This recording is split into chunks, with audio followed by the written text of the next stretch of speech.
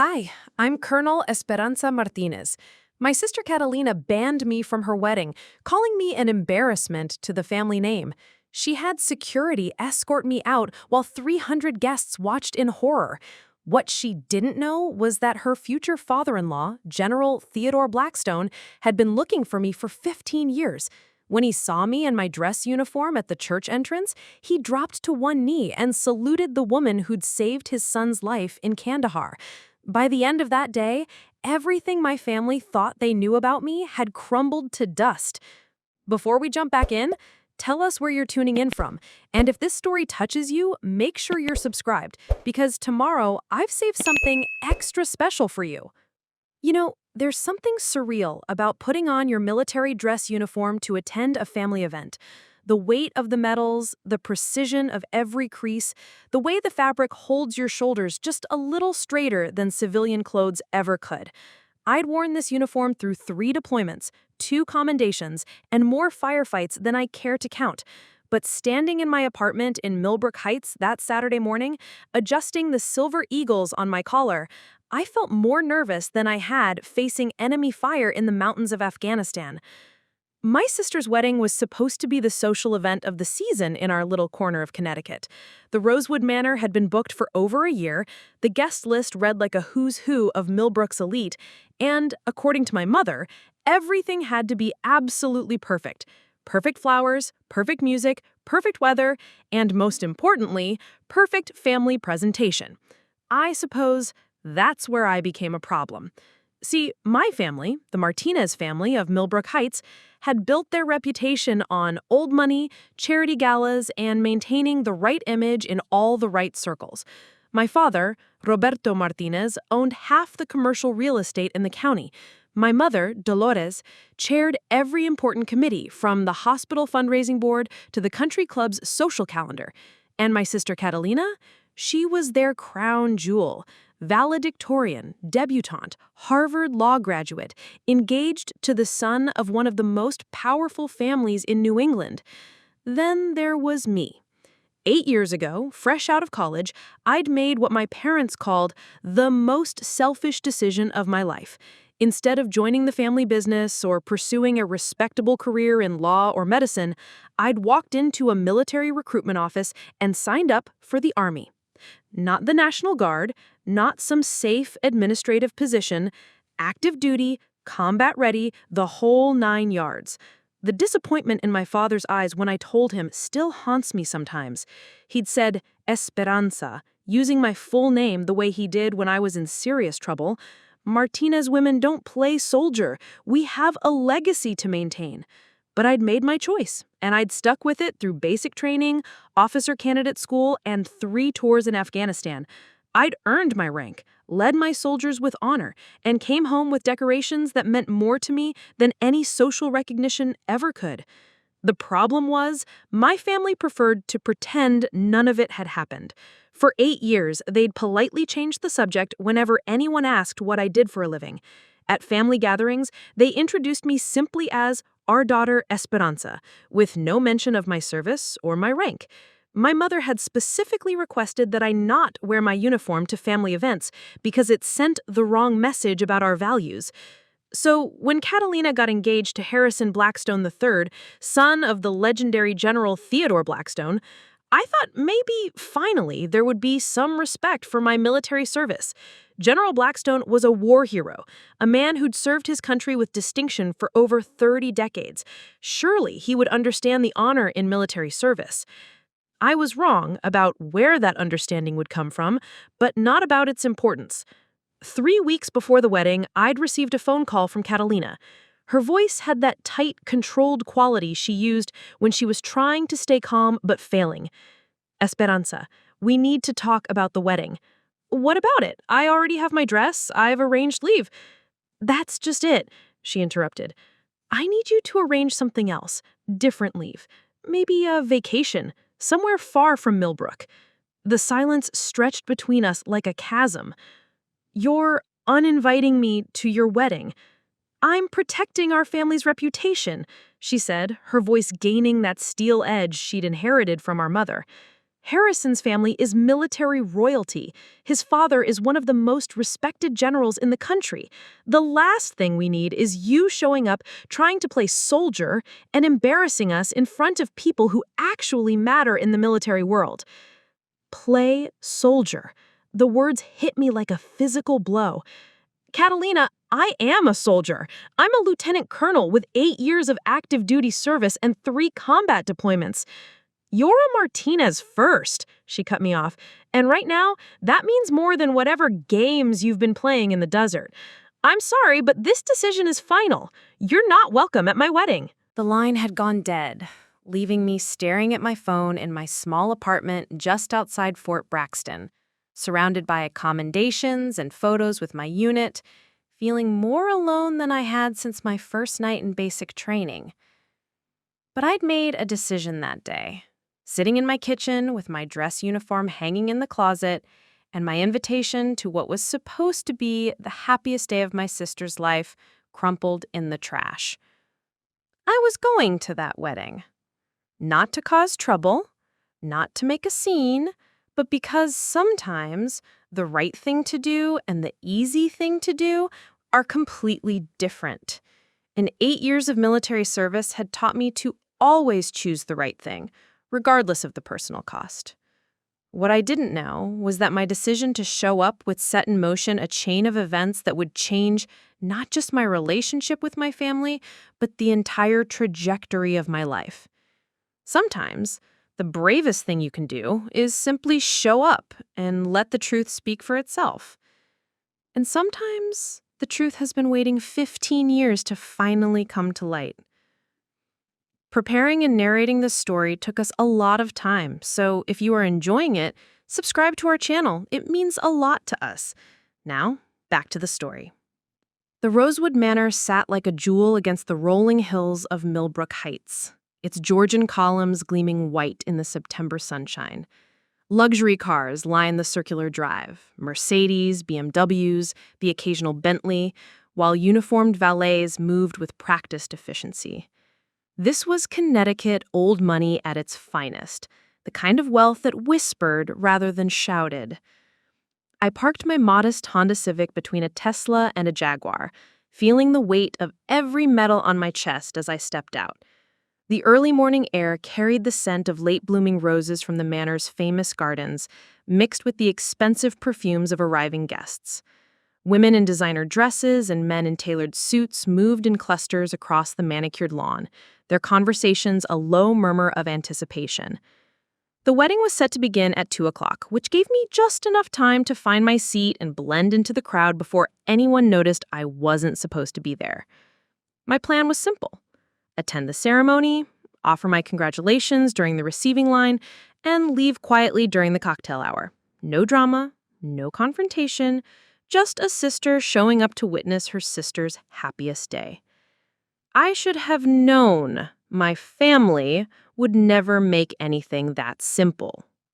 The guestbook table was positioned at the manor's entrance, flanked by towering arrangements of white orchids and baby's breath. As I approached to sign in, I heard a familiar voice behind me. "Excuse me, miss, but I think there's been a mistake." I turned to find my cousin Alejandro, impeccable in his morning coat, his expression a mixture of surprise and concern. Behind him stood my Aunt Esperanza, my namesake, her lips pressed into the thin line that meant trouble. "Esperanza," Alejandro said carefully, "what are you doing here?" "Attending my sister's wedding," I replied, keeping my voice steady. "Same as everyone else." My aunt stepped closer, her eyes scanning my uniform with obvious disapproval. "Catalina was very clear about the guest arrangements. I wasn't invited, I know. But I'm here anyway." The conversation was drawing attention. Other guests had begun to slow their approach to the entrance, sensing drama in the way people do at social gatherings. I could feel their curious stares, hear the subtle shift in conversation as whispers began to spread. "You need to leave," my aunt said, low but firm. "This is not the time or place for whatever statement you're trying to make. The only statement I'm making is that I love my sister enough to want to see her get married, despite how she feels about me." That's when I saw him. My father emerged from the manor's main entrance, resplendent in his custom tuxedo, a boutonniere of white roses on his lapel. Roberto Martinez had always been an imposing figure, tall, broad-shouldered, with the kind of presence that commanded attention in boardrooms and country clubs alike. But when his eyes found mine across the entrance courtyard, his face went through a series of expressions I'd never seen before: surprise, anger, and something that looked almost like fear. He crossed the distance between us in long, measured strides, the kind of walk he used when he was about to fire someone or close a difficult business deal. "Esperanza," he said, his voice controlled, but I could hear the tension underneath. "What are you doing here?" "Hello, Papa," I said, straightening my shoulders in a way that made my medals catch the light. "You look nice. The tuxedo suits you." "Don't." He held up a hand, his jaw tight. "Don't try to charm your way through this. Catalina specifically told you—" "Catalina told me a lot of things, but she's not my commanding officer, and this is not a military operation. This is a family wedding." "A family that you chose to abandon," he said, his voice rising just enough that nearby guests couldn't help but overhear. "A family whose values you rejected when you decided to play dress-up in the army." The words hung in the air like a slap. Around us, the elegant pre-wedding atmosphere had shifted. Conversations had stopped. Guests were openly staring now, some pulling out phones to discreetly record what was clearly becoming a scene. "I didn't abandon this family," I said quietly. "I served my country. There's a difference." "You embarrassed us," my father shot back. 8 years of embarrassment. 8 years of having to explain to our friends why our daughter chose to— "Roberto." The voice came from behind me, calm and authoritative. I turned to see an older man approaching, distinguished in a way that had nothing to do with money and everything to do with bearing. He was tall, silver-haired, with the kind of posture that spoke of decades of military discipline. His tuxedo was perfectly fitted, but it was the way he carried himself that commanded attention. Even before introductions were made, I knew who he was. General Theodore Blackstone had the unmistakable presence of a career military officer, the kind of man who'd earned his authority through service and sacrifice rather than inheritance. "General Blackstone," my father said, his demeanor immediately shifting to the deferential tone he used with important clients. "I apologize for this, situation. My daughter was just leaving." The general's eyes moved from my father to me, taking in my uniform with the practice assessment of someone who knew exactly what every ribbon and decoration meant. His gaze lingered on the Bronze Star, the combat action badge, the deployment ribbons that told the story of my service without words. "Lieutenant Colonel Martinez, I presume," he said, extending his hand. The simple recognition hit me like a physical force. For 8 years, my family had refused to acknowledge my rank, my service, or my achievements. They introduced me as simply our daughter, or, on bad days, as the family disappointment. But this man, this legendary general, had looked at my uniform and immediately known not just that I was a soldier, but exactly what kind of soldier I was. "Yes, sir," I said, shaking his hand with the firm grip I learned in officer training. "I was hoping we'd have a chance to meet," he said, and something in his tone made my father take a step back. "General, I was about— She was just arriving for her sister's wedding," General Blackstone said smoothly, "as any good sister would." He turned back to me, and I saw something in his eyes I couldn't quite identify. Recognition? Curiosity? Something deeper. "Tell me, Colonel Martinez," he used my rank with the casual respect of one military officer addressing another. "Where did you serve?" "Afghanistan, sir. 3 deployments. FOB Chapman, Kandahar Province, and Kabul." Something shifted in his expression. "Kandahar," he repeated slowly. "What years?" "2018 to 2019, sir, for my 2nd deployment." The general went very still. Around us, the pre-wedding crowd had grown quiet, sensing that something significant was happening, but not understanding what. "I see," he said finally. "Colonel Martinez, I think you and I need to have a conversation. After the ceremony, perhaps." "Of course, sir." My father looked between us, clearly confused by the turn the conversation had taken. General, I really think it would be better if— Roberto, the general said, his voice carrying the unmistakable authority of a man accustomed to being obeyed. I think you should check on the wedding preparations. I believe the ceremony begins soon. It wasn't a suggestion. My father stood there for a moment, clearly torn between his desire to remove me from the premises and his inability to argue with a man of General Blackstone's stature. Finally, he gave a tight nod and walked away, but not before shooting me a look that promised this conversation was far from over. As the crowd began to disperse and guests moved toward the ceremony seating, General Blackstone remained beside me. "Colonel," he said quietly, "I have a feeling this wedding is going to be far more interesting than anyone anticipated." He was right, though neither of us could have predicted just how dramatically the day was about to unfold. The wedding ceremony was everything Catalina had dreamed of and more. The manor's grand terrace had been transformed into a floral paradise with ivory silk draping between marble columns and thousands of white roses creating an aisle that seemed to float above the perfectly manicured lawn. String quartet musicians, positioned discreetly among the topiary gardens, filled the air with Pachelbel's canon as guests settled into their seats. I had managed to find a spot in the back row, far enough in the family section to avoid immediate detection, but close enough to witness my sister's moment.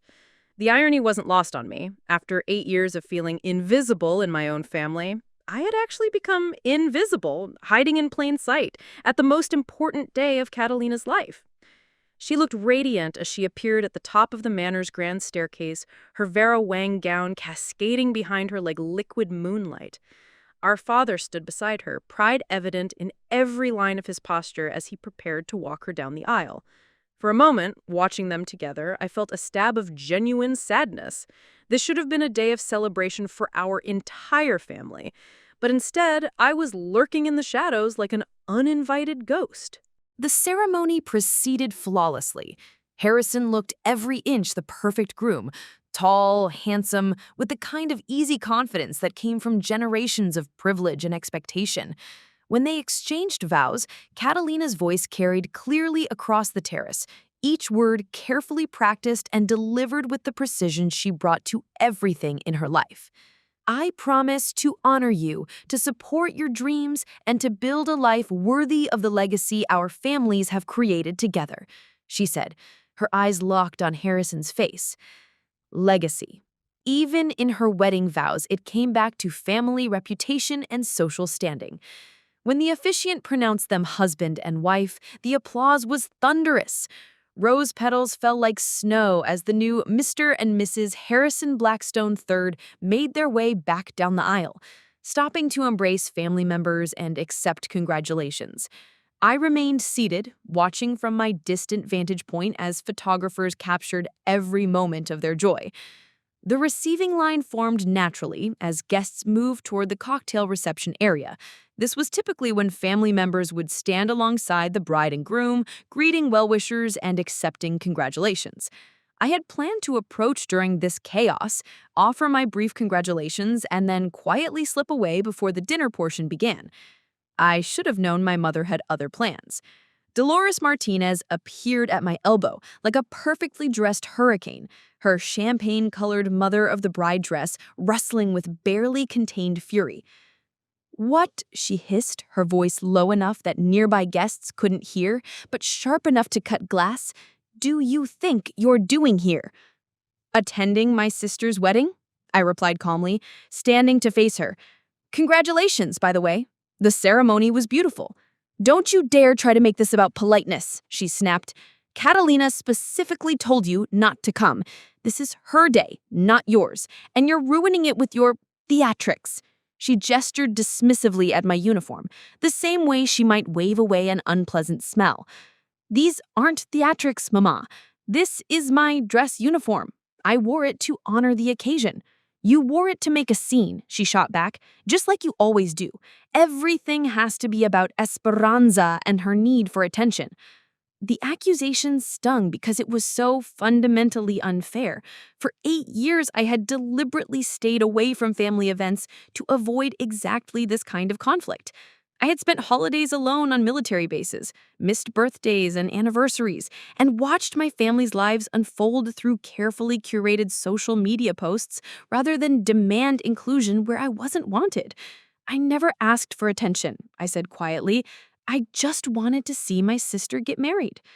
Then you should have watched the live stream from whatever base you're stationed at, my mother replied coldly. But no, you had to come here in that ridiculous costume, embarrassing us in front of the most important people in Connecticut society. This uniform represents 8 years of service to our country. This uniform represents 8 years of selfishness, she interrupted. 8 years of putting your own desires ahead of your family's needs. Do you have any idea what we've had to endure? The questions, the explanations, the constant reminder that our daughter chose to abandon everything we built for her.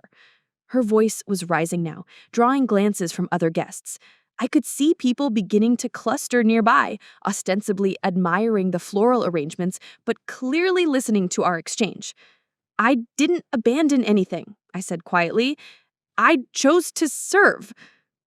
You chose to embarrass us, my mother cut me off, and now you're doing it again on the most important day of your sister's wedding.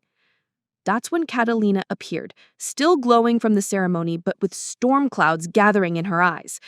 Her new husband trailed behind her, looking confused and increasingly uncomfortable as he sensed the tension.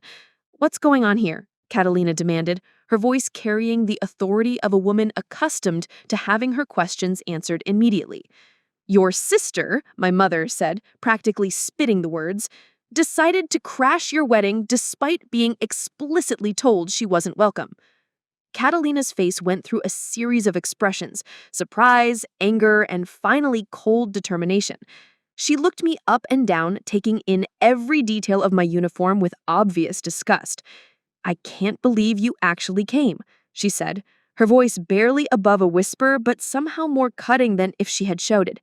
"After everything I told you, after I made it crystal clear that your presence would be inappropriate. Catalina, I just wanted to."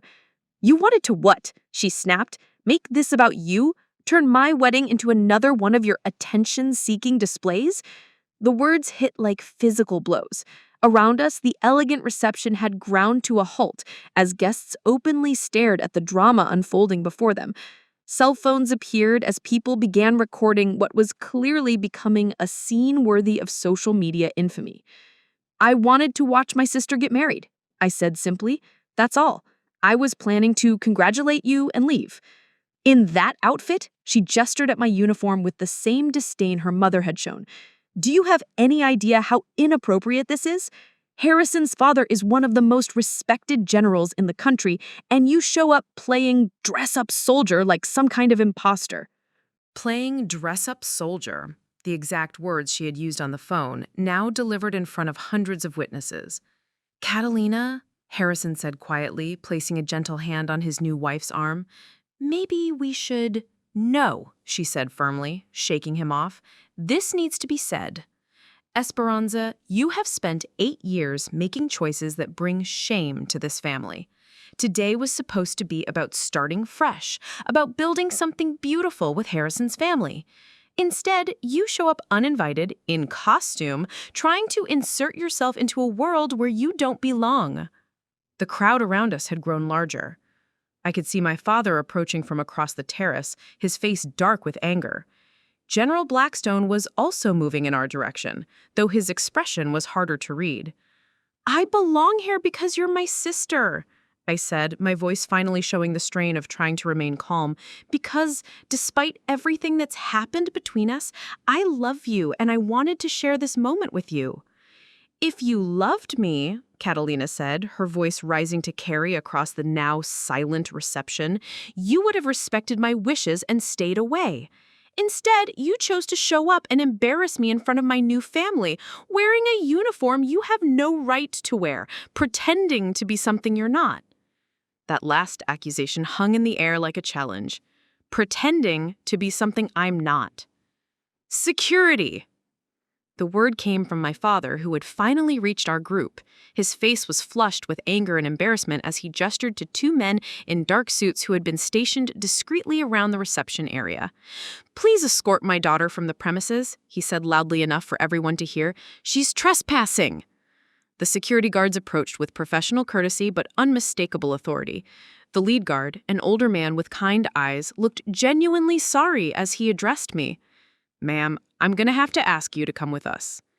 This was it, the moment when I could either leave quietly and preserve what little dignity remained, or make the scene my family was already accusing me of creating. I looked around at the faces surrounding me, some sympathetic, others merely curious, most simply uncomfortable witnesses to a family's public implosion. I could see General Blackstone pushing through the crowd now, his expression intense in a way that made something in my chest tighten with anticipation. But he was too far away, and the security guards were already positioning themselves to escort me out. "It's okay," I said to the guard, straightening my shoulders one final time. "I understand." As I turned to leave, I heard Catalina's voice behind me, pitched to carry across the entire reception. "I hope this was worth it, Esperanza. I hope whatever point you were trying to make was worth ruining the most important day of my life." I didn't turn around. I didn't respond. I simply walked away from my sister's wedding, flanked by security guards, while 300 of Connecticut's most prominent citizens watched and whispered and recorded every step of my humiliation. But as we reached the edge of the terrace, I heard a voice that stopped me cold. "Wait!" General Blackstone's command cut through the murmur of the crowd like a blade.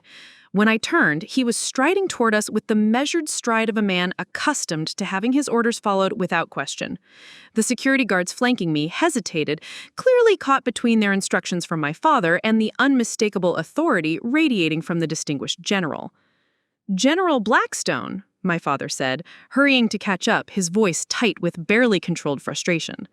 "I apologize for this disruption. We're handling the situation." "Are you?" the general asked, his tone deceptively mild as his eyes moved from my father to me, then to the crowd of guests who were openly staring at what had become the most dramatic wedding reception in Millbrook Heights history.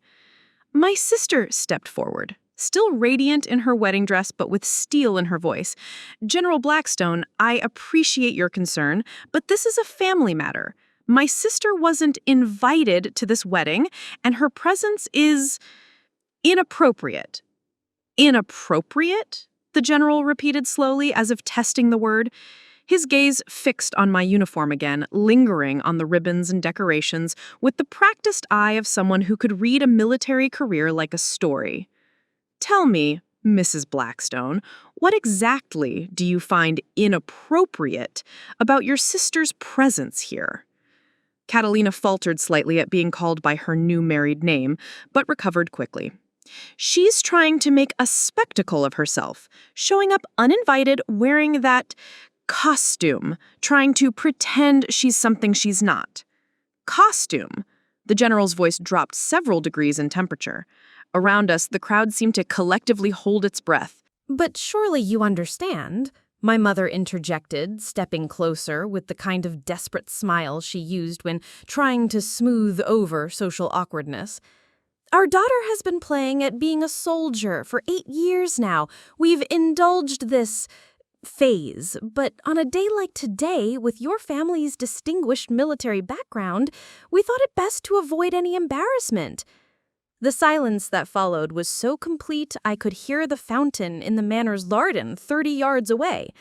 General Blackstone's expression had gone completely neutral, which somehow made him infinitely more intimidating than if he had shown anger. "Playing at being a soldier," he said, each word precise and sharp. "Mrs. Martinez, I want to make sure I understand you correctly. Are you suggesting that your daughter is impersonating a military officer?" "Well, not impersonating exactly," my father said quickly, apparently recognizing dangerous ground when he stepped on it. "He is technically in the army, but—" "Technically," the general interrupted. "Lieutenant Colonel Martinez, would you mind clarifying your service record for these concerned family members?" The crowd pressed closer, sensing that something significant was happening, even if they didn't understand what. I straightened my shoulders, falling automatically into the posture I'd learned in countless briefings and formal presentations. 8 years active duty, sir. 3 combat deployments to Afghanistan. Currently assigned to the Pentagon Strategic Planning Division. Bronze Star with V device, Purple Heart, Combat Action Badge, Afghanistan Campaign Medal with 4 campaign stars. With each decoration I listed, my father's face grew paler. My mother's carefully maintained composure began to crack. Catalina looked between the general and me as if we were speaking a foreign language. The Bronze Star with V device, General Blackstone said thoughtfully. That's awarded for valor in combat, isn't it, Colonel? Yes, sir. And the Purple Heart? Wounded in action, sir. IED blast outside Kandahar, 2019. The general nodded slowly, then turned to face my family with an expression that could have frozen the Mediterranean. So, to be clear, you're embarrassed by a daughter who has served her country with distinction, been wounded in combat defending the freedoms you enjoy, and has risen to the rank of lieutenant colonel in the United States Army. General, my father began, you have to understand our position. No, Mr. Martinez, I don't think I do. The general's voice carried across the terrace with military precision. Help me understand how a family could be ashamed of producing an officer who has sacrificed years of her life in service to her country. Harrison finally spoke up, his voice uncertain. Dad, maybe we should take this conversation somewhere more private? Why? Are we discussing something shameful? Because from where I stand, the only shame I see is a family that doesn't recognize the honor their daughter has brought to their name. My mother's composure finally cracked completely. Honor? She abandoned everything we built for her. A good marriage, a position in society, a future we could be proud of. Instead, she ran off to play war in some for-God's-saken desert and comes back expecting us to celebrate her for it? Play war.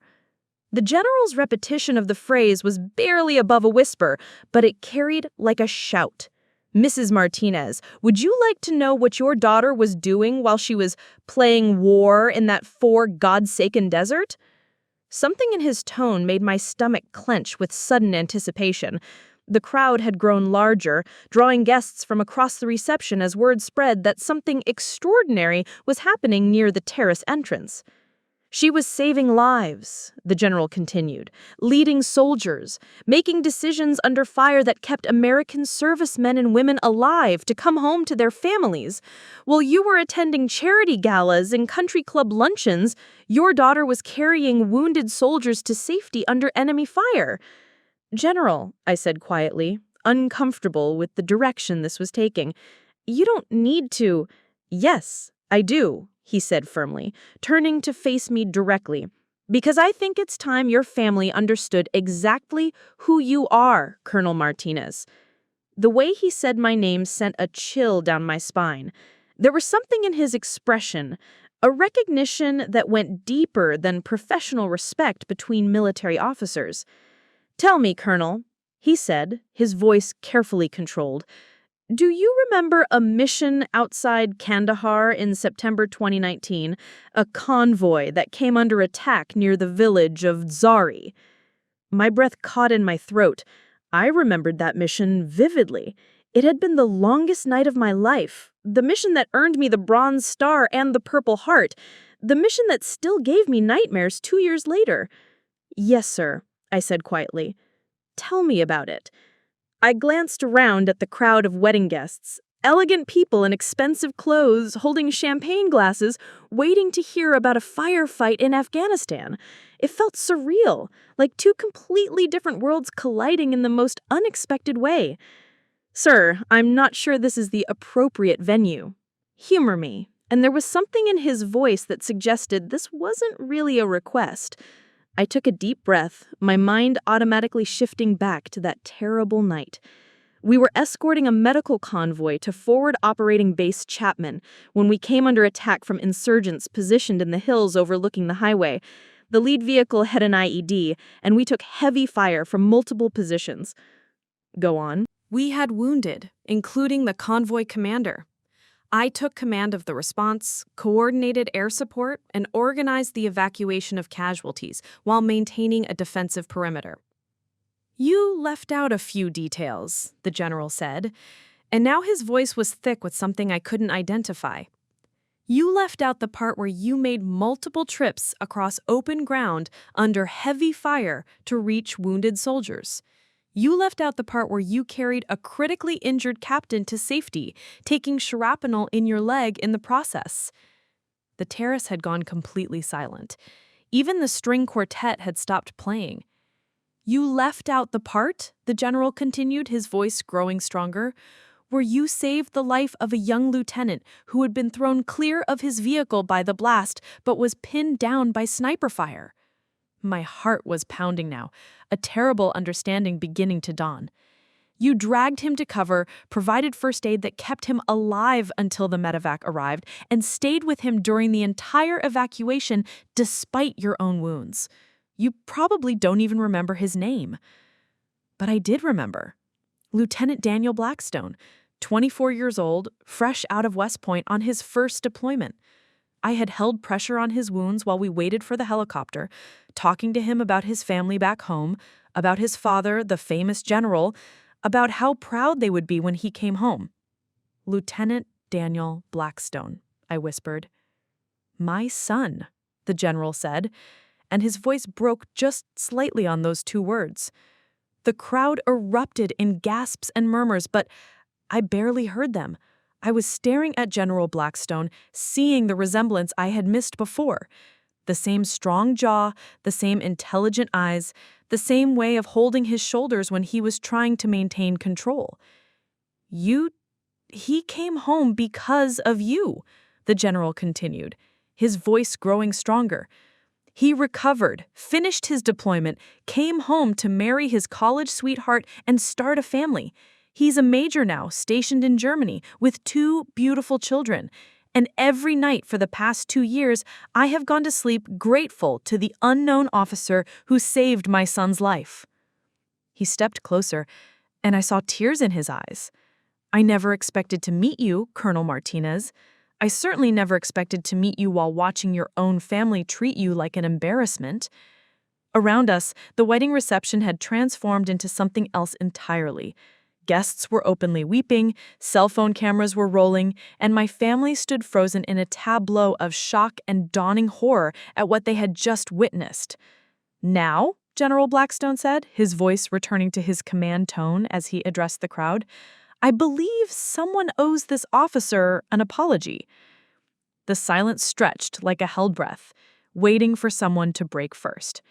But I knew, looking at my family's faces, that some things couldn't be undone with apologies. Some bridges, once burned, couldn't be rebuilt with words alone. This was my crossroads. I could accept their apologies, try to rebuild what we'd lost, go back to being the family disappointment who occasionally surprised them. Or I could choose a different path entirely. For the first time in 8 years, I knew exactly what I was going to do. The silence that followed General Blackstone's revelation stretched across the terrace like a held breath. 300 wedding guests stood frozen in a tableau of shock, their champagne glasses forgotten, their elegant conversations abandoned. My family, the people who had spent 8 years treating my military service like an embarrassing hobby, now faced the crushing reality that their disappointment had saved the life of their new in-law's son. I looked at their faces and saw something I had never seen before. Genuine fear. Not embarrassment, not frustration, but the bone-deep terror of people who realized they had just publicly humiliated a war hero in front of the most influential crowd in Connecticut society. The cell phones were still recording, social media was undoubtedly exploding, and there was no taking back what had just happened. This was my moment. The crossroads General Blackstone had inadvertently created for me. I could graciously accept the apologies that would surely come, allow my family to save face and return to our old dynamic of quiet disappointment and unspoken resentment. or I could do something else entirely. I straightened my shoulders, feeling the weight of every medal on my chest, and made my choice. General Blackstone, I appreciate you sharing that information, but I want to be clear about something. I didn't save your son's life for recognition or gratitude. I did it because it was my job, my duty, and my honor as an officer to bring every soldier home safely. I turned to face the crowd, many of whom were still recording with their phones. That's what military service means. It means putting the mission and your soldiers above everything else. It means making sacrifices that civilians might never understand or appreciate. And it means doing the right thing, even when the people you love most think you're wrong. My mother stepped forward, her face pale beneath her perfectly applied makeup. Esperanza, sweetheart, we had no... You had no idea because you never asked, I interrupted, my voice calm but firm. For 8 years, you refused to discuss my service, my deployments, my soldiers, or my mission. When people asked what I did for a living, you changed the subject. When I tried to share stories about my experiences, you told me it wasn't appropriate dinner conversation. We were trying to protect you, my father said, his voice uncharacteristically uncertain. We thought if we didn't dwell on those experiences, you could move past them more easily. Move past serving my country? I asked. Move past the honor of leading soldiers in combat? Move past the privilege of representing America overseas? Papa, these aren't experiences to move past. They're experiences that define who I am. Catalina finally found her voice, though it came out smaller than her usual commanding tone. Esperanza, we never meant to hurt you. We didn't understand. You didn't understand because you didn't want to understand. Understanding would have required acknowledging that I chose something more important to me than your social calendar. It would have meant admitting that your daughter found meaning and purpose in something that had nothing to do with the Martinez family legacy. I looked around at the crowd of wedding guests, these titans of Connecticut society who were witnessing the complete unraveling of my family's carefully constructed image. Ladies and gentlemen, I said, addressing them directly, I want to apologize for disrupting what should have been a joyful celebration. My intention was never to cause a scene or take attention away from my sister's special day. Several people in the crowd murmured their understanding, but I held up a hand to continue.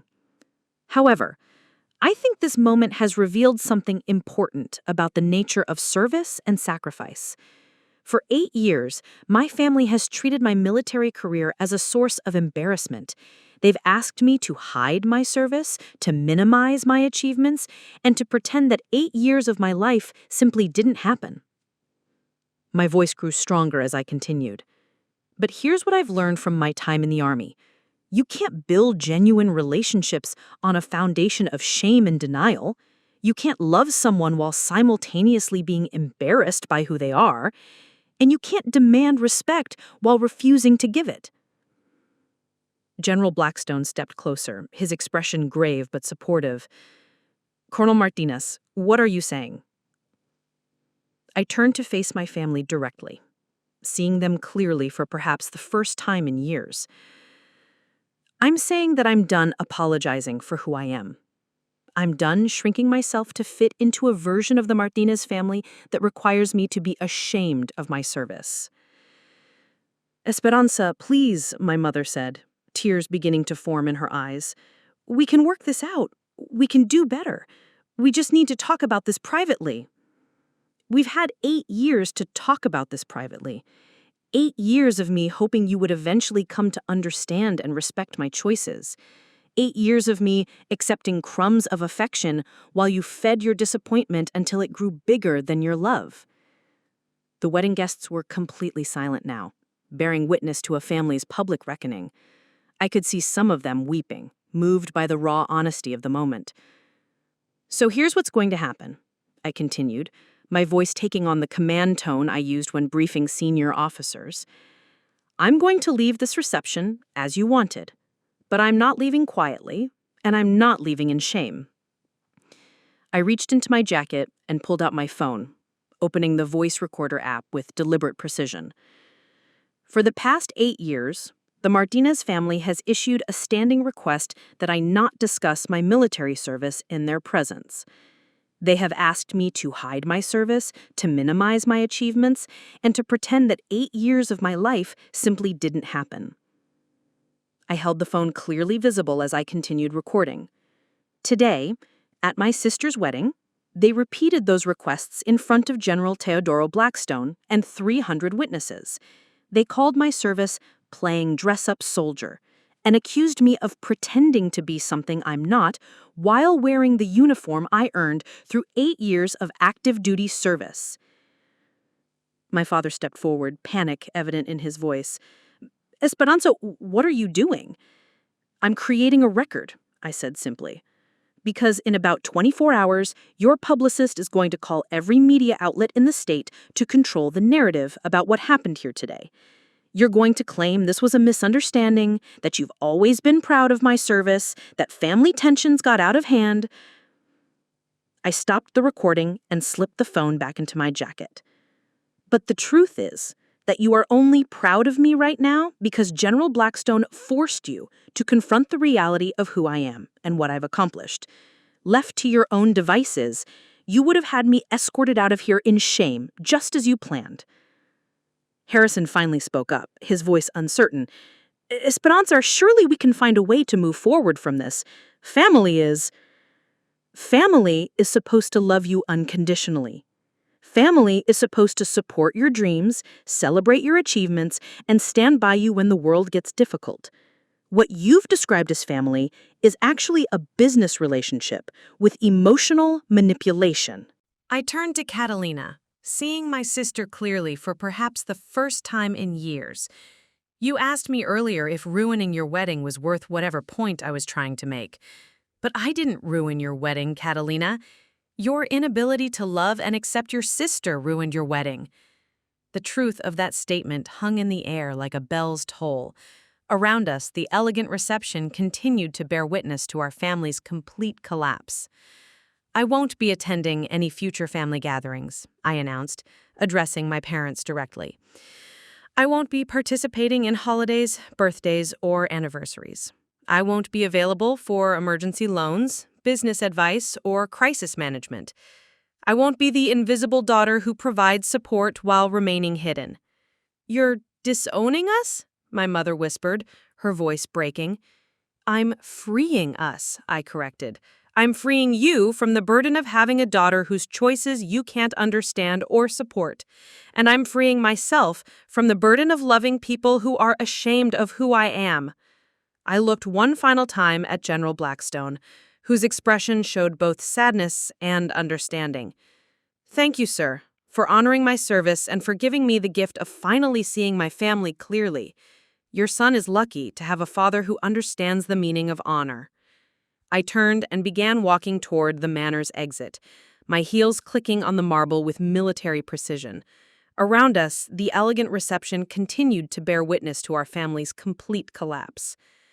"I won't be attending any future family gatherings," I announced, addressing my parents directly. "I won't be participating in holidays, birthdays, or anniversaries. I won't be available for emergency loans, business advice, or crisis management. I won't be the invisible daughter who provides support while remaining hidden." "You're disowning us?" my mother whispered, her voice breaking. "I'm freeing us," I corrected. "I'm freeing you from the burden of having a daughter whose choices you can't understand or support. And I'm freeing myself from the burden of loving people who are ashamed of who I am." I looked one final time at General Blackstone, whose expression showed both sadness and understanding. "Thank you, sir, for honoring my service and for giving me the gift of finally seeing my family clearly. Your son is lucky to have a father who understands the meaning of honor." I turned and began walking toward the manor's exit, my heels clicking on the marble with military precision. Behind me, I could hear the murmur of voices beginning to rise as the crowd processed what they had just witnessed. But for the first time in 8 years, I wasn't walking away in shame or defeat. I was walking away in strength, carrying my dignity intact and my conscience clear. The real battle was just beginning, but at least now I knew which side I was fighting for. 5. I made it exactly 47 steps from the Manor's terrace before my phone exploded with notifications, text messages, missed calls, social media alerts, the digital avalanche that follows any public spectacle in the age of smartphones and instant connectivity. By the time I reached my car in the parking area, the first videos were already going viral. Army Colonel Destroys Family at Wedding had been posted by someone called @Connecticut's Socialite and already had 12,000 views. Another angle, filmed by a guest near the fountain, was titled, "War Hero Humiliated by Own Family. Shocking Ending."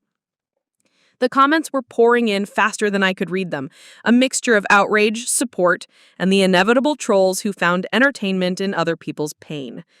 I sat in my Honda Civic, surrounded by luxury cars that cost more than my annual salary, and watched my life change in real time through a phone screen. The irony wasn't lost on me. After 8 years of my family demanding I remain invisible, I was about to become the most visible person in Connecticut. My phone rang, Harrison's number. I let it go to voicemail, then listened to his message. "Esperanza, please, we need to talk. This has gotten completely out of hand. Dad wants to explain everything, and Catalina, she's really upset. Can you please come back so we can work this out privately?" Privately. Always privately with them. Public humiliation was acceptable, but private reconciliation was required to maintain appearances. The second call came from a number I didn't recognize. Connecticut Tribune, according to the caller ID. Then Channel 8 News, then a blocked number that might have been anyone. I turned off the phone and started my car. The drive back to my apartment near Fort Braxton normally took 3 hours, but I needed time to think, so I took the scenic route through the Connecticut River Valley. The autumn foliage was spectacular, brilliant reds and golds that reminded me why I had always loved this part of the country, despite everything that had happened here. Somewhere between Hartford and New Haven, I made a decision that surprised even me. I pulled into a rest stop, turned my phone back on, and called my commanding officer. "Colonel Martinez?" Lieutenant Colonel James Patterson answered on the second ring. "Aren't you supposed to be at a wedding?" "I was, sir." "I need to report a potential public relations situation." "What kind of situation?" I explained the day's events in precise military terms. The family conflict, General Blackstone's intervention, the viral videos, and the media attention that was undoubtedly building momentum.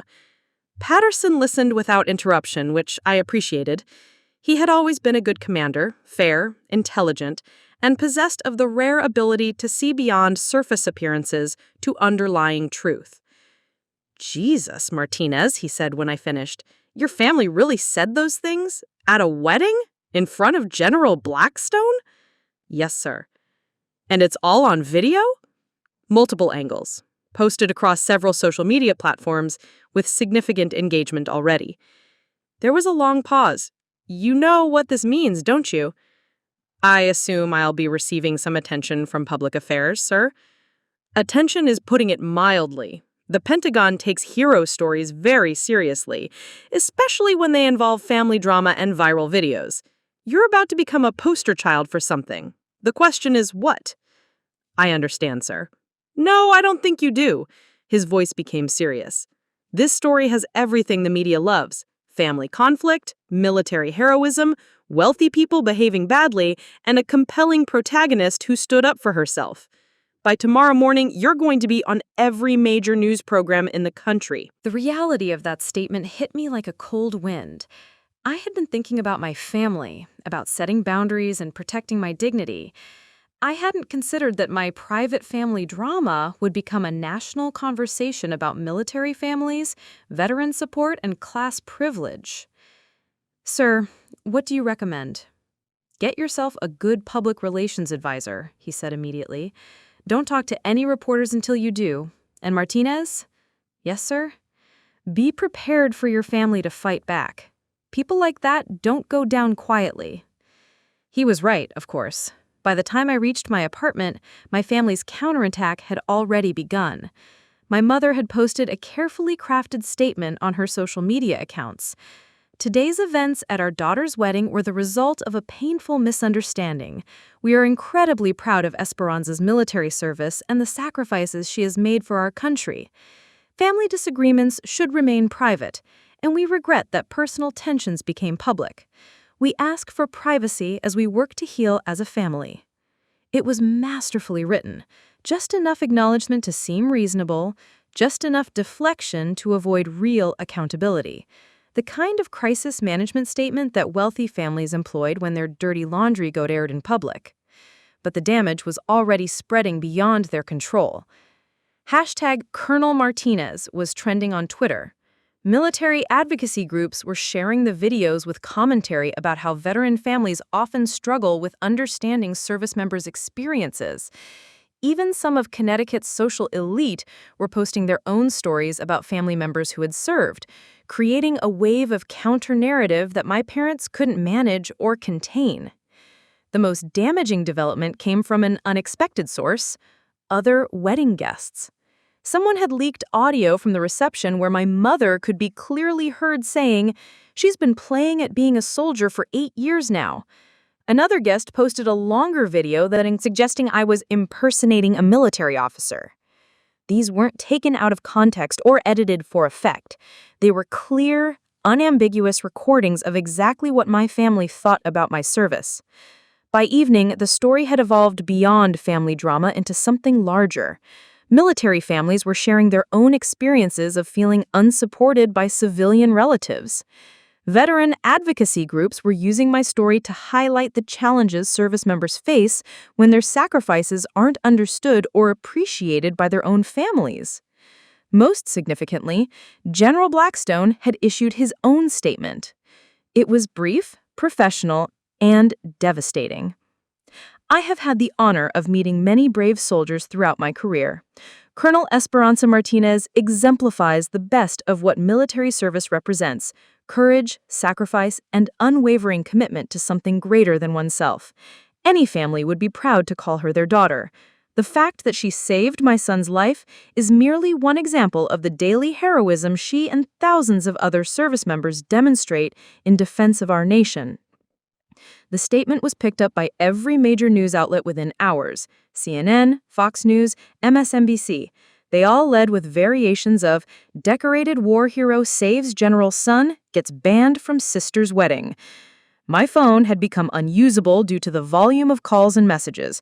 Reporters, producers, book agents, documentary filmmakers, everyone wanted to tell my story. I had unplugged it and put it in a drawer, but I could still hear it buzzing like an angry insect. The knock on my door came at 9 o'clock that evening. I looked through the peephole and saw my father standing in the hallway outside my apartment, looking older and more tired than I had ever seen him. He was alone, which surprised me. Roberto Martinez rarely traveled anywhere without an entourage of assistants, advisors, or family members. I opened the door, but didn't invite him in. "Papa, Esperanza."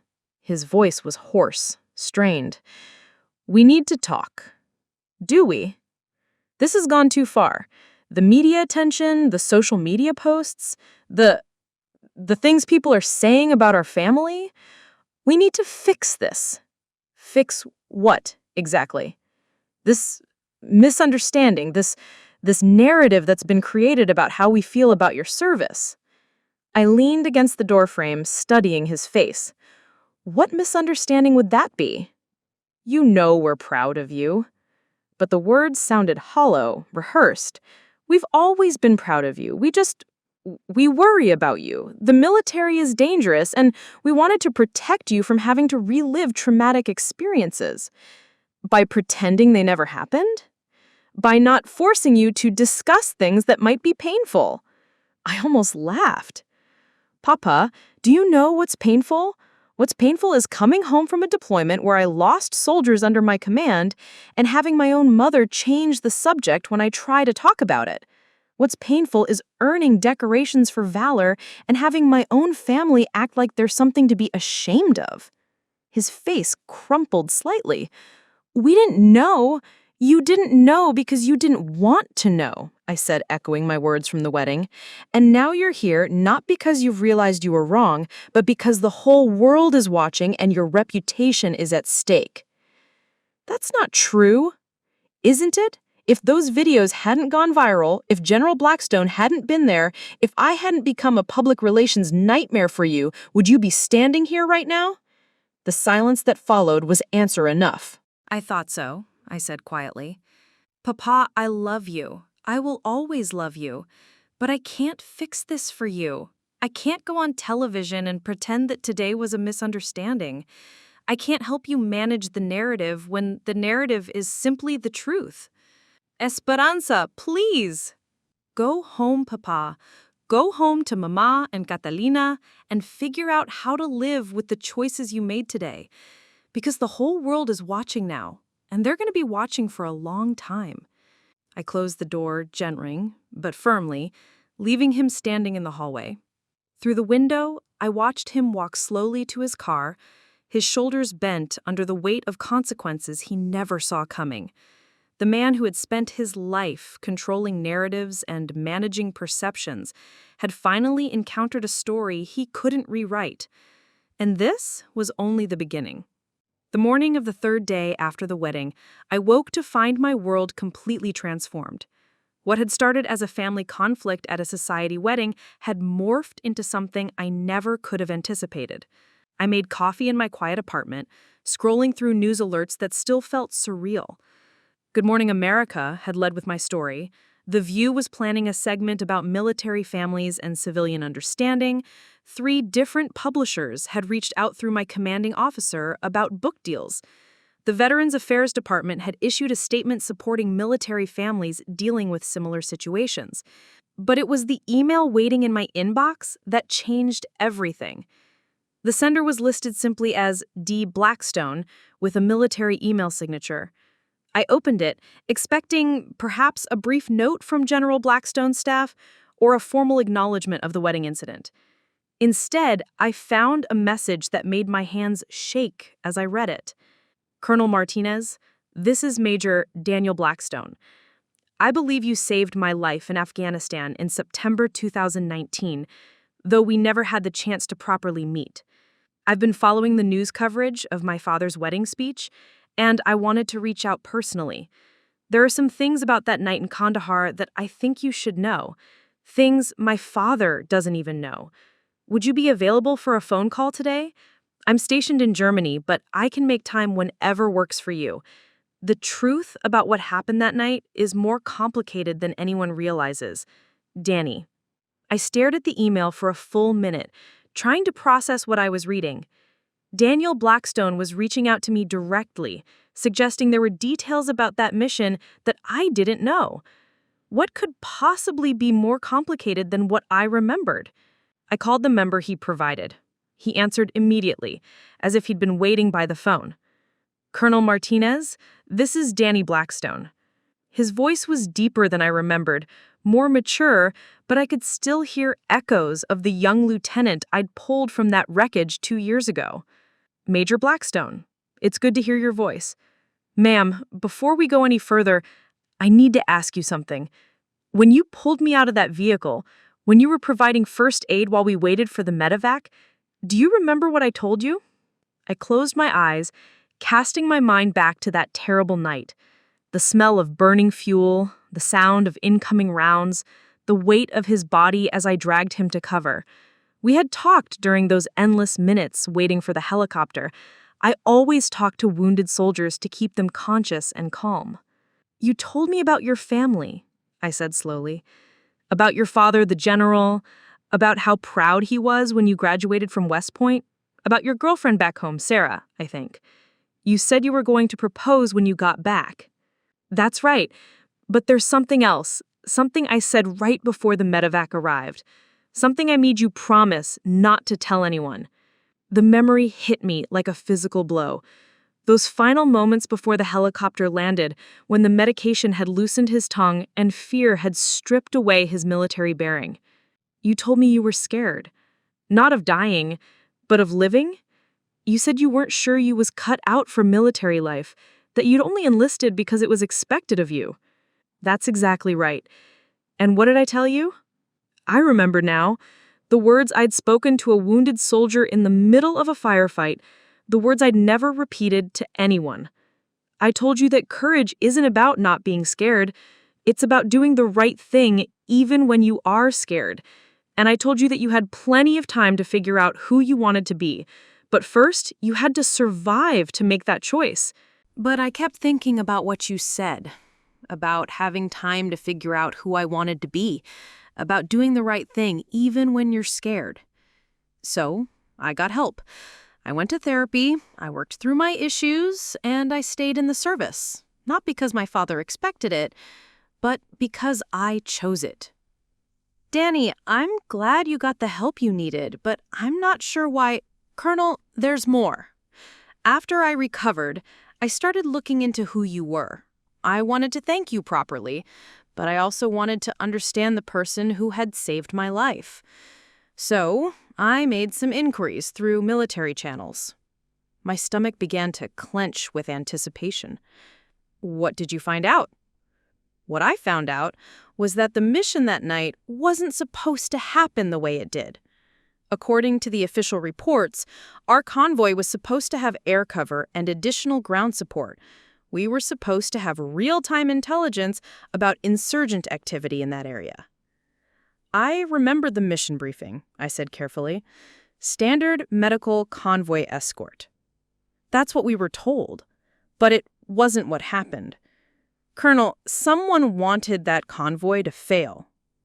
The words hit me like ice water. What are you saying?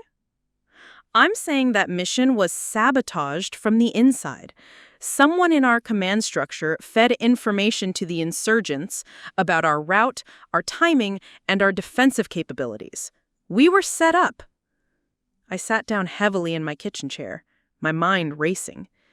Danny, that's a serious accusation. Do you have proof? I have enough proof to know that you didn't just save my life that night.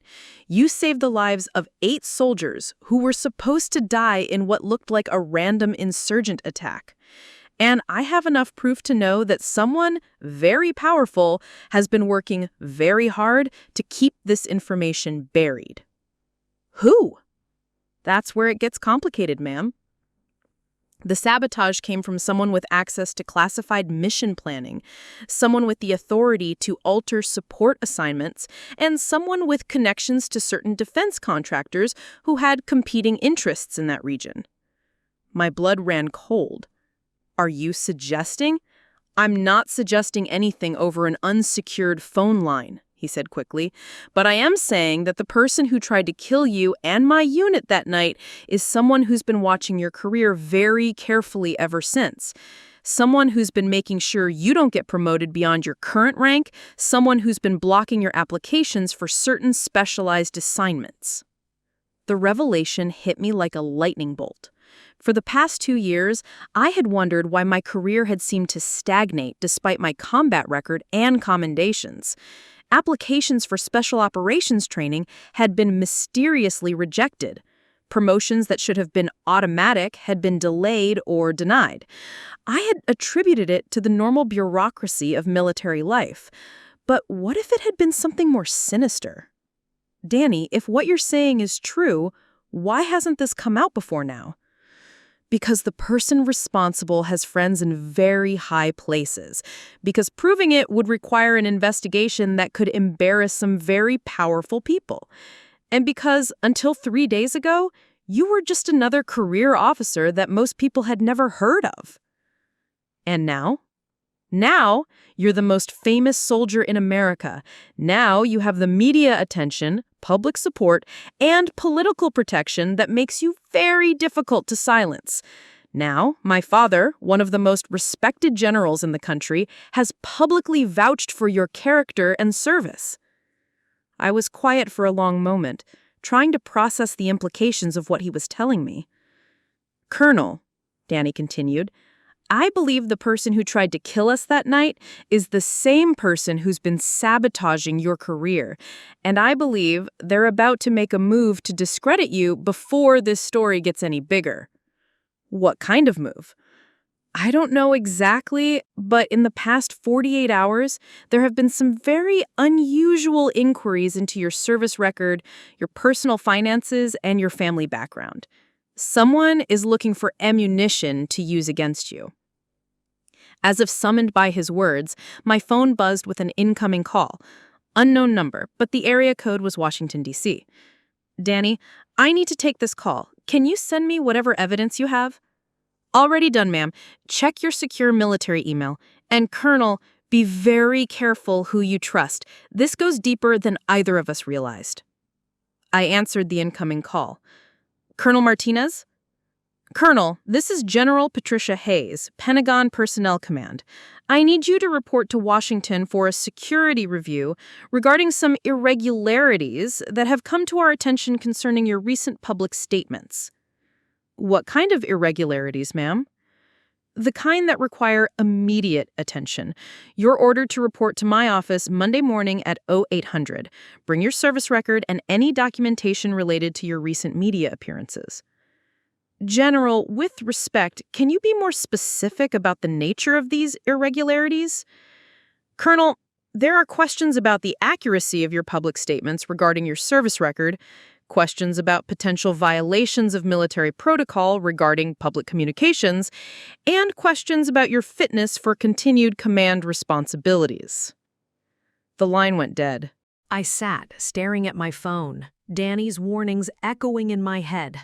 Someone was indeed making a move against me, and they were using official channels to do it. But they had made one crucial mistake. By attacking me now, while I was in the public eye, and had the support of people like General Blackstone, they had revealed themselves. Whatever game they had been playing in the shadows for the past 2 years was about to be exposed to the harsh light of public scrutiny. I opened my secure email and began downloading the files Danny had sent. If someone wanted a fight, they were about to get one. But this time, I wouldn't be fighting alone in a convoy ambush in Afghanistan. This time, I had backup. Monday morning at 07:55, I stood outside the Pentagon in my dress uniform, briefcase in hand, prepared for what I knew would be the most important battle of my military career. The evidence Danny had sent me was safely stored in multiple locations: my attorney's office, a safety deposit box, and with a journalist friend who specialized in military investigations. If anything happened to me during this meeting, the truth would still come out. General Patricia Hayes' office was on the 3rd floor of the Pentagon's inner ring, a Spartanly decorated space that spoke of a career built on rigid adherence to protocol and an appreciation for bureaucratic power. She was a thin woman in her late 50s, with steel gray hair and the kind of expression that suggested she had never met a regulation she didn't love.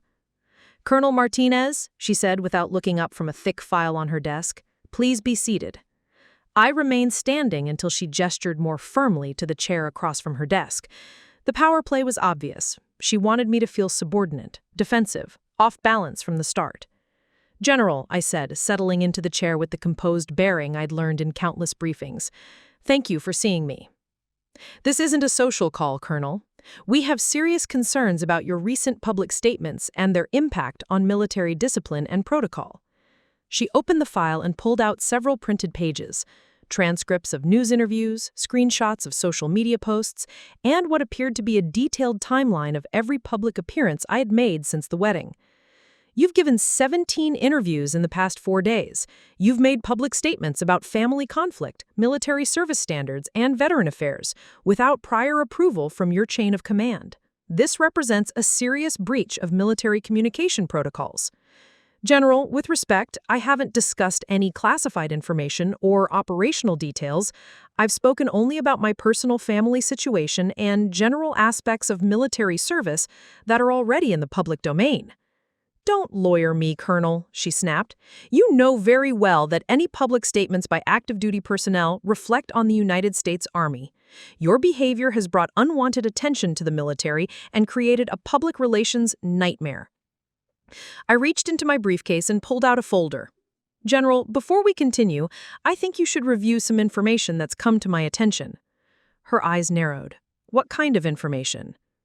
"Information about why this meeting is really happening."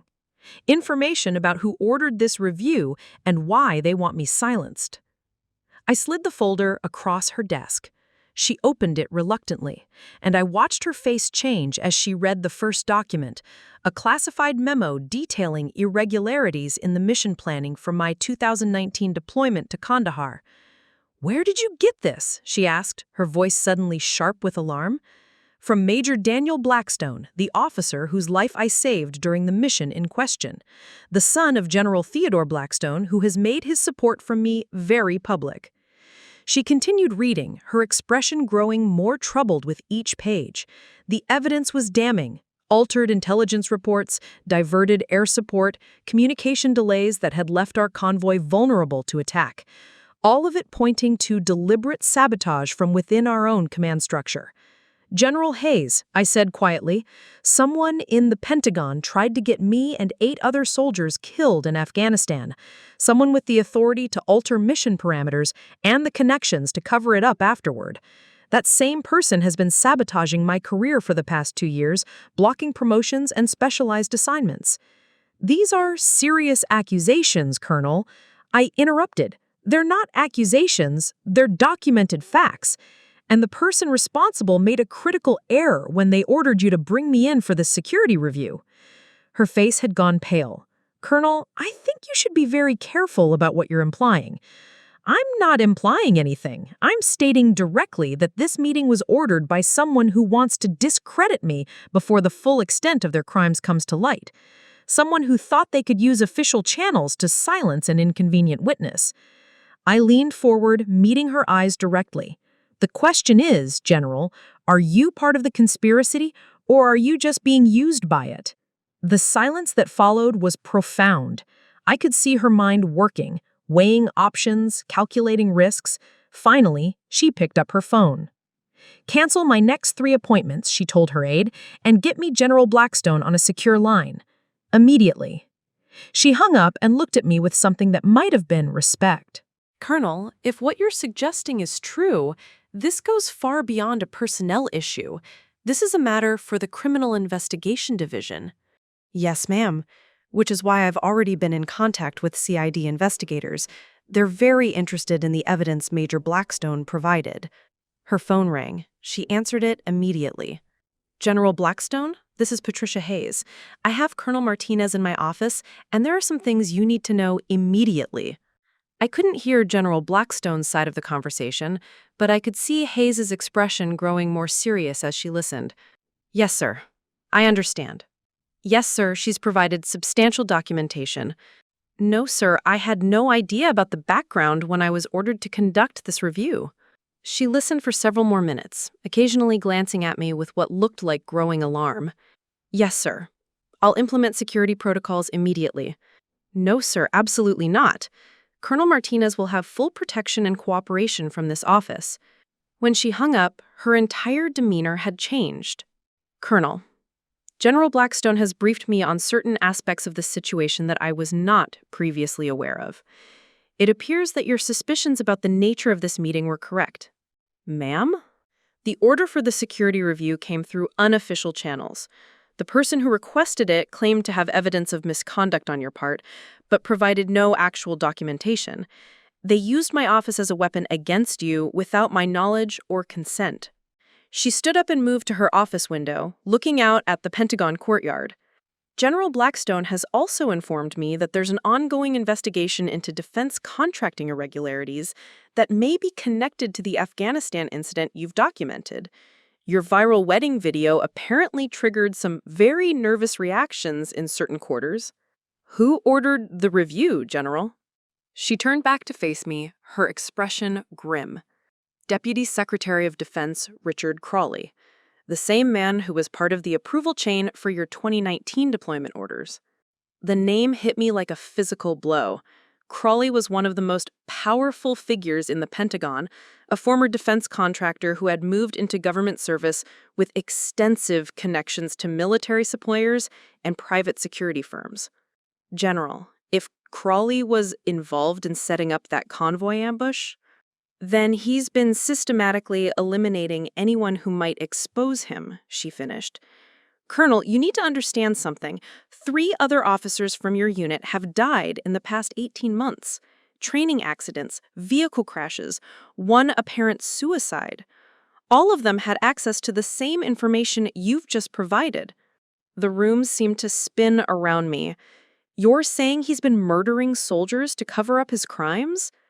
I'm saying that your public visibility may be the only thing keeping you alive right now. And I'm saying that this conversation needs to continue in a much more secure location with some very serious federal investigators. As if summoned by her words, there was a sharp knock on her office door. 3 men in dark suits entered, the unmistakable bearing of federal law enforcement. General Hayes, I'm Special Agent Marcus Webb, FBI. We understand you have information relevant to an ongoing national security investigation. Hayes gestured to me. Agent Webb, meet Colonel Esperanza Martinez. I believe she has some things to tell you about Deputy Secretary of Defense Richard Crawley. I looked around the room at the faces of people who, an hour ago, I hadn't known existed.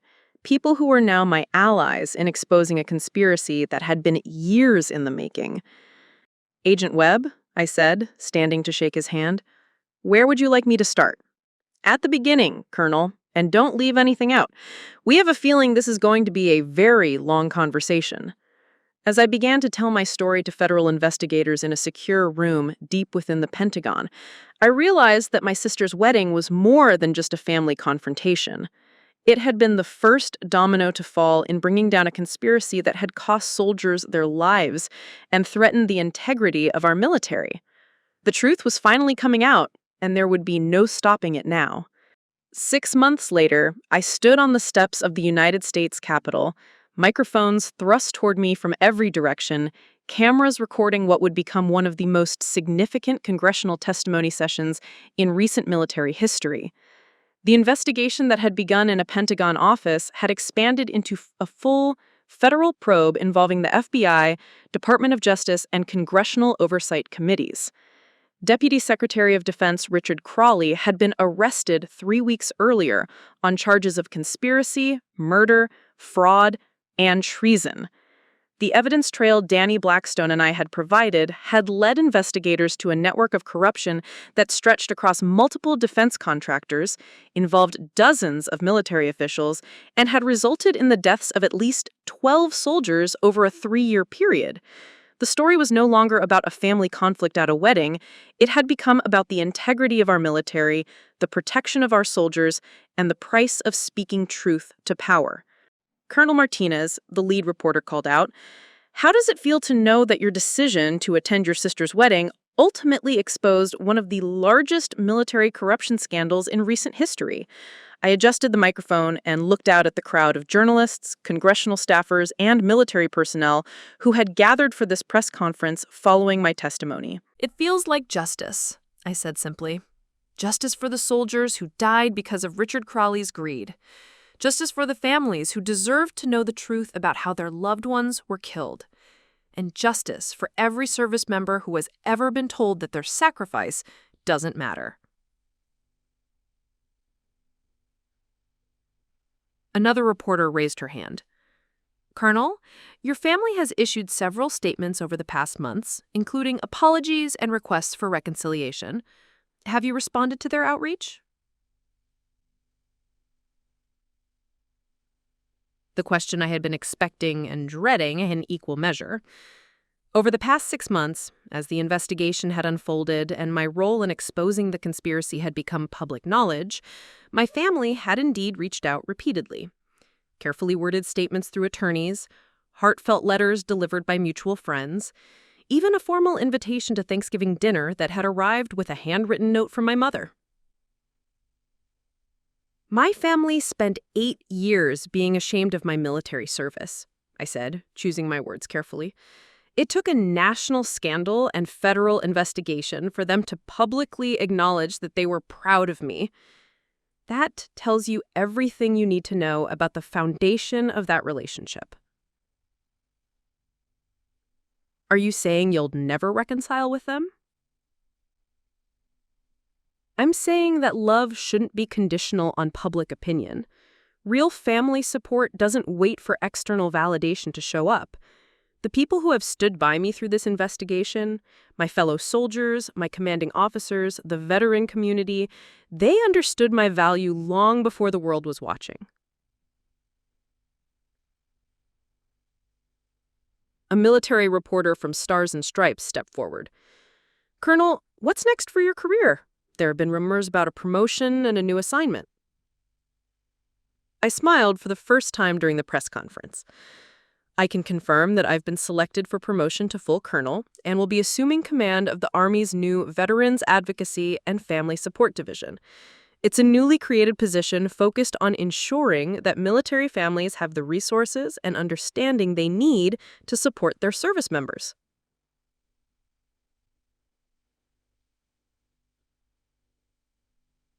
The irony wasn't lost on anyone present.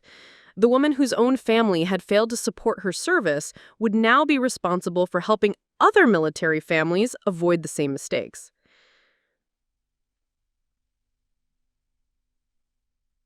"Colonel," another reporter called out, "General Blackstone has announced his retirement from active duty. Will he be joining your new division?" "General Blackstone has been offered a senior advisory position," I confirmed. "His experience and perspective will be invaluable in developing programs that bridge the gap between military and civilian understanding." After the press conference, I walked through Arlington National Cemetery, a ritual I had developed over the past months when I needed to think clearly. The late afternoon sun cast long shadows between the white headstones, and the silence was broken only by the distant sound of a military funeral taking place in another section of the cemetery.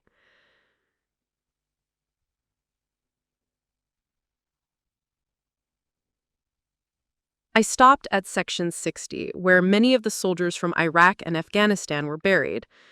Among them were 3 graves that held special significance for me: Staff Sergeant Miguel Rodriguez, Corporal Jennifer Walsh, and Captain David Chen. All 3 had been in my unit during the Kandahar deployment. All 3 had died in accidents in the months following our return. All 3 had known about the irregularities in our mission planning. Thanks to the investigation, their families now knew the truth. Crawley had ordered their deaths to protect his conspiracy, making their murders look like training accidents and equipment failures. It was cold comfort, but it was closure. My phone buzzed with a text message from Danny Blackstone, who was now stationed at the Pentagon working on military justice reform. "Saw the press conference. Dad says congratulations on the promotion. Dinner tonight to celebrate?" I typed back, "Absolutely. And Danny, thank you for everything."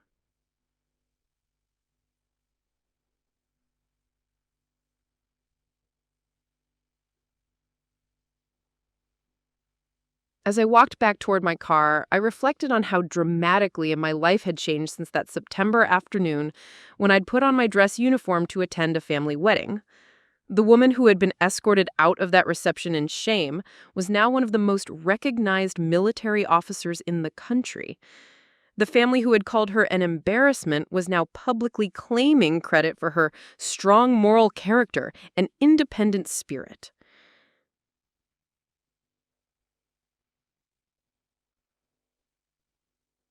But the real transformation wasn't in the external recognition or career advancement. It was in the understanding that had crystallized over these months of investigation and testimony. For 8 years, I had carried the quiet pain of feeling unloved and unappreciated by the people who are supposed to matter most. I had absorbed their criticism, internalized their disappointment, and constantly questioned whether my choices had been worth the price I'd paid in family relationships. The investigation had revealed something profound. The problem was never with my choices or my service. The problem was with people who were incapable of recognizing honor when it didn't come wrapped in social status and financial success. My real family wasn't the one I'd been born into. It was the one I chose and earned through shared sacrifice and mutual respect. It was Danny Blackstone, who had trusted me with evidence that could have destroyed his own career.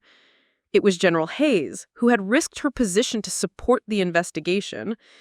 It was General Blackstone who used his influence to protect me when powerful people wanted me silenced. It was the thousands of veterans and military families who had reached out over the past months to share their own stories of feeling misunderstood or unsupported by civilian relatives. It was the congressional representatives who had fought to expand funding for military family support programs. It was the journalists who had pursued the corruption story even when it led to uncomfortable places. These were the people who understood that service meant something. These were the people who recognized that some values were more important than social approval or financial gain. My phone rang as I reached my car. The caller ID showed my sister's number. She had been trying to reach me for weeks, ever since her own marriage had begun to crumble under the weight of the scandal. Harrison Blackstone III had apparently struggled with the revelation that his wedding had become the catalyst for exposing his father-in-law's complicity in a murder conspiracy. I let it go to voicemail, but I listened to the message later that evening. Esperanza, it's Catalina. I know you probably don't want to hear from me, but I need to say this. I was wrong. We were all wrong. Not just about the wedding, but about everything. About your service, about what matters, about what family should mean.